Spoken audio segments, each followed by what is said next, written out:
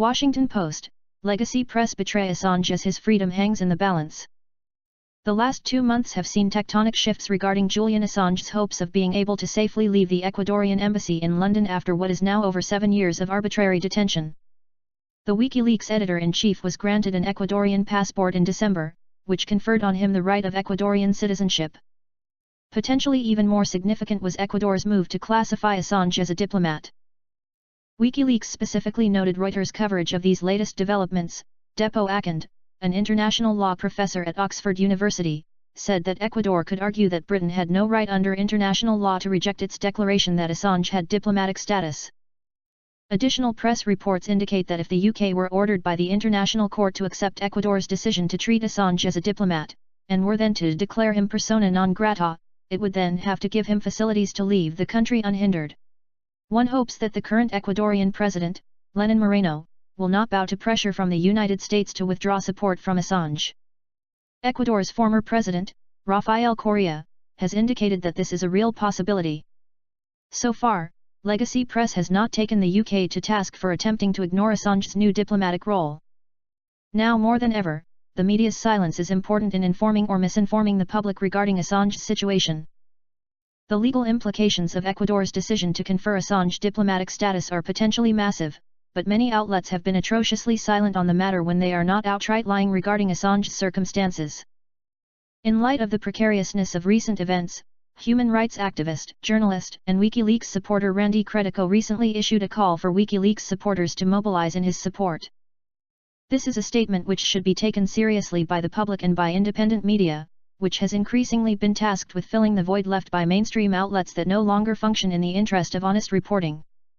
Telesur recently reported that former Ecuadorian President Rafael Correa had warned, it will only take pressure from the United States to withdraw protection for Assange. He added, surely it's already being done, and maybe they await the results of the February 4th referendum to make a decision. Correa also referred to Ecuador's current president as a traitor. Over the last 12 months, disobedient media has reported extensively on the hypocrisy of legacy press, including the Washington Post. The outlet's recent coverage of Assange's circumstances serves as an emblem of the overall problem of intelligence agency narratives being pushed by a corporate press with which they are entangled. The Washington Post exemplified the issue when it published an article erroneously titled, "Ecuador's President Calls Julian Assange More Than a Nuisance."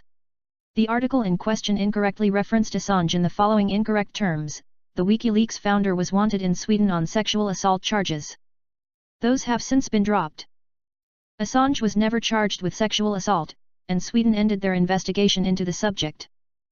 Although false narratives around WikiLeaks are nothing new for establishment press, the latest smear attempts are particularly important due to the precarious nature of Assange's current position.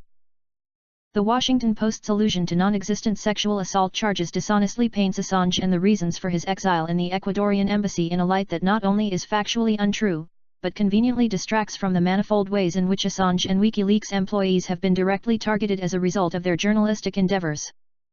As this author previously reported, there have been a plethora of calls to assassinate Assange from media pundits, as well as individuals associated with the Democratic Party establishment. In light of all this, it is absurd to discuss Assange's predicament without also addressing the intelligence community and plutocratic establishment that has fundamentally driven the situation from the beginning. UN rulings on the matter of Assange's detention have stated, Assange has been arbitrarily detained by Sweden and the United Kingdom since his arrest in London on December 7, 2010, as a result of the legal action against him by both governments, the United Nations Working Group on Arbitrary Detention said today. In essence, even the UN has recognized that Assange's long-standing exile in the Ecuadorian embassy is due to governments who feel threatened by the content of WikiLeaks publications. At this juncture, it bears reminding that Jeff Bezos, the current owner of the Washington Post, has a $600 million contract with the CIA in relation to his monolithic company Amazon. The Nation wrote in 2013. Amazon, under the Post's new owner, Jeff Bezos, recently secured a $600 million contract from the CIA. That's at least twice what Bezos paid for the Post this year. Bezos recently disclosed that the company's web services business is building a private cloud for the CIA to use for its data needs. Critics charge that, at a minimum, the Post needs to disclose its CIA link whenever it reports on the agency. Over 15,000 have signed the petition this week hosted by Roots Action. The nation's coverage of the CIA's contract with Amazon has since been removed from their web page for unknown reasons, but is available through archive services. When discussing the Washington Post's exercise in gaslighting, it is important to keep the outlet's well-documented financial connection with the CIA through Bezos in mind. In so doing, it is also pertinent to note that the CIA has made its hatred for Assange very clear, especially over the course of the last year. CIA Director Mike Pompeo put the agency's hatred for Wikileaks were on full display as recently as yesterday, when the CIA director lambasted the journalistic organization as a threat on par with Al-Qaeda. Pompeo said of Al-Qaeda and Wikileaks, "They don't have a flag at the UN, but they represent real threats to the United States of America." That a group who publishes information that is inconvenient for the CIA would be likened to a terrorist network speaks to the threat which Wikileaks represents not to the safety of the American public, but to the plutocratic class and the American deep state. Pompeo is well known for his previous reference to Wikileaks as a non-state hostile intelligence service. The Hill wrote of the incident, in his first major public appearance since taking the top intelligence post in the Trump administration, Pompeo took aim at Wikileaks founder Julian Assange and former National Security Agency, NSA, contractor Edward Snowden. The Hill also cited Pompeo's characterization of Assange as a fraud, a coward hiding behind a screen. Pompeo's vitriolic characterization of Wikileaks is helpful, because it demonstrates that the CIA's response to Wikileaks is on par with the force with which terrorist organizations like Al-Qaeda are pursued.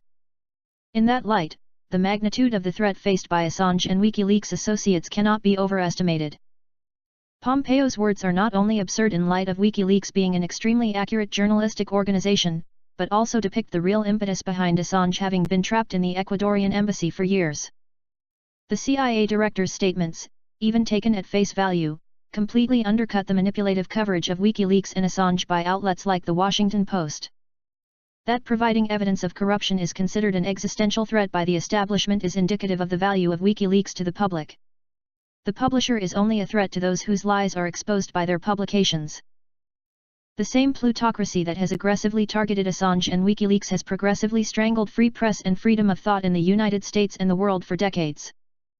The anger of intelligence agencies towards Assange and Wikileaks may seem superficially unrelated to the disgracefully inaccurate treatment of the publisher in American press. However, it is necessary to view mainstream outlets' coverage of Assange, including both their misinformation and their resounding silence on his having been targeted by the intelligence community, as an expression of aggression from the American deep state. This is especially noteworthy given the close ties of the intelligence community to legacy media, as encapsulated by the Washington Post.